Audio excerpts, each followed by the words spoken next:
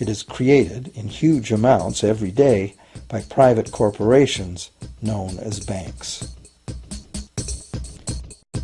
Most of us believe that banks lend out money that has been entrusted to them by depositors.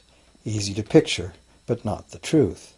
In fact, banks create the money they loan, not from the bank's own earnings, not from the money deposited, but directly from the borrower's promise to repay. The borrower's signature on the loan papers is an obligation to pay the bank the amount of the loan plus interest, or lose the house, the car, whatever asset was pledged as collateral. That's a big commitment from the borrower. What does the same signature require of the bank? The bank gets to conjure into existence the amount of the loan and just write it into the borrower's account. Sound far-fetched? Surely that can't be true. But it is.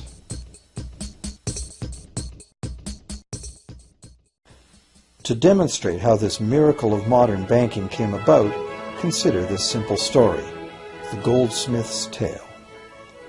Once upon various times, pretty much anything was used as money. It just had to be portable, and enough people had to have faith that it could later be exchanged for things of real value, like food, clothing, and shelter. Shells, cocoa beans, pretty stones, even feathers have been used as money.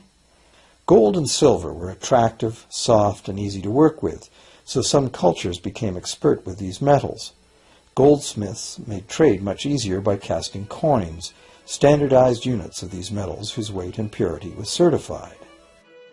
Well, to protect his gold, the goldsmith needed a vault, and soon his fellow townsmen were knocking on his door, wanting to rent space to safeguard their own coins and valuables. Before long, the goldsmith was renting every shelf in the vault and earning a small income from his vault rental business. Years went by, and the goldsmith made an astute observation. Depositors rarely came in to remove their actual physical gold, and they never all came in at once. That was because the claim checks the goldsmith had written as receipts for the gold were being traded in the marketplace as if they were the gold itself. This paper money was far more convenient than heavy coins, and amounts could simply be written instead of laboriously counted one by one for each transaction. Meanwhile, the goldsmith had another business. He lent out his gold, charging interest. Well, as convenient claim check money came into acceptance, borrowers began asking for their loans in the form of these claim checks instead of the actual metal.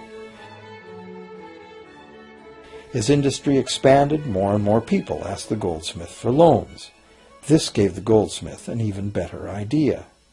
He knew that very few of his depositors ever removed their actual gold, so the goldsmith figured he could easily get away with lending out claim checks against his depositors' gold, in addition to his own. As long as the loans were repaid, his depositors would be none the wiser and no worse off, and the goldsmith, now more bankrupt,